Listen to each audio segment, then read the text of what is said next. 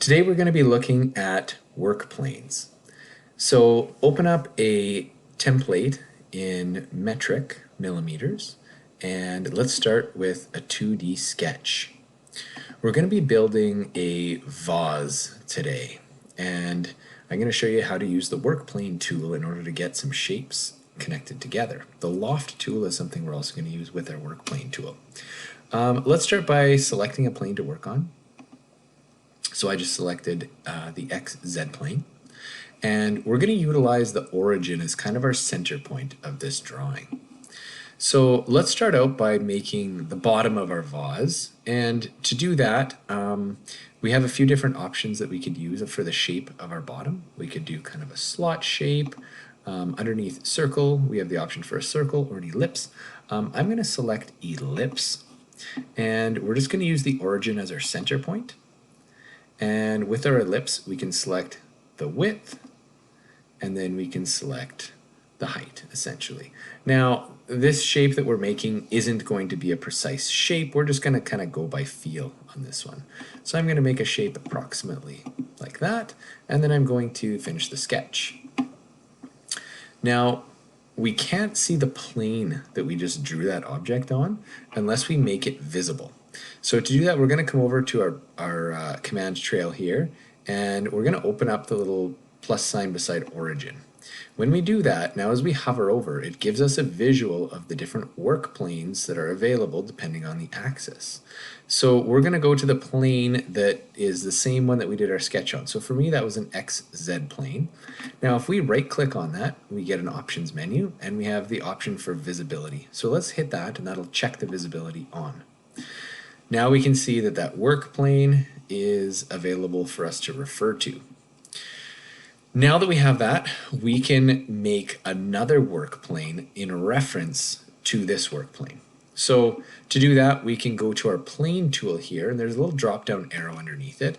Whenever you're creating a new plane, there's a number of different ways to create it. So the most simple one that we're going to be using quite a bit is just offsetting from an existing plane.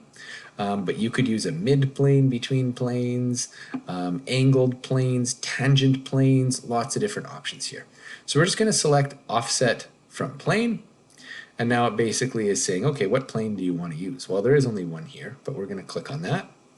And now we get a little arrow here that we can pull up, and as we do that, we can see the number increase. So I'm going to pull it up, let's say about 4 millimeters. I'm going to type in 4 and push enter. Okay, now on that plane we can create another shape, and then eventually what we're going to do is we're going to combine these shapes with each other. So let's go and do a 2D sketch, and we're going to do it on this newly created plane that we've made. Now you can see it's right over top of the other plane, so we can see the reference from the other object. Now realize too that you're not always going to be able to use sketches from a different sketch command. So that original sketch that we did was in sketch 1. When you're in now sketch 2, if you try to snap to it, it's usually not going to let you use that as a reference point. So let's do another ellipse, and we're going to use the center mark again. And I'm going to make mine a little bit bigger than the first one, just to kind of widen it out a little bit. And you can kind of make it what shape you'd like it to be. Okay, so I've made an ellipse that's a little bit wider. Finish the sketch. Now let's make another plane. So we're going to go to plane. Let's do offset from plane. And now we're going to select that new work plane that we made. So hover over that. And let's say we're going to make this come up, let's say 5 millimeters. Okay. And now we're going to do a 2D sketch on that work plane. All right. Now I'm going to do another ellipse.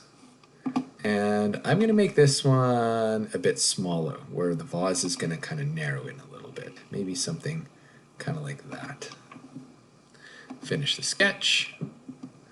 Okay, and let's do one more of those. So let's go to plane again, offset from plane, click on our plane, let's go up, and let's say we're going to go, let's go another 4 millimeters.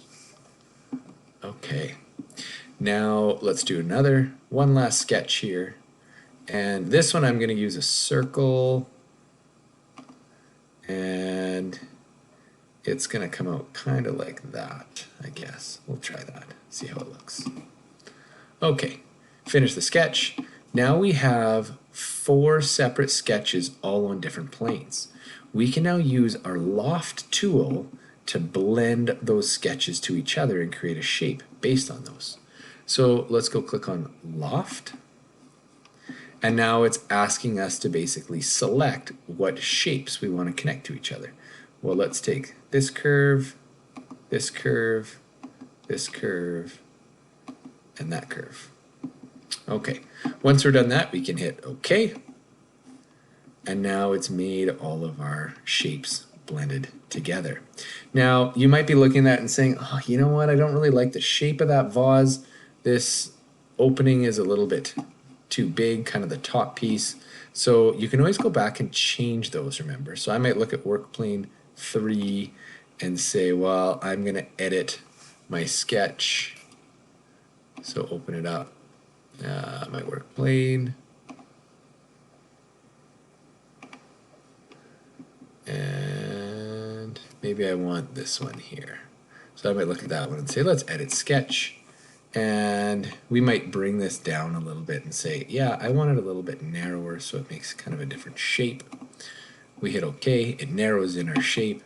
And we might look at any other ones and say, well, this one I maybe want to widen it out. So you can edit your sketch. You can pull that out a little bit if you want it to be a little bit bigger there. Finish your sketch and kind of get whatever shape it is that you would like.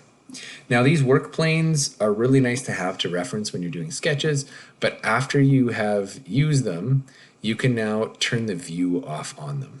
Okay, so you can go and uncheck the visibility, go to each work plane, you can turn off the visibility of all of those as you go through. So you can turn all those off, and then you can also make if it is a vase, you have to have an opening. So remember we learned about that shell tool.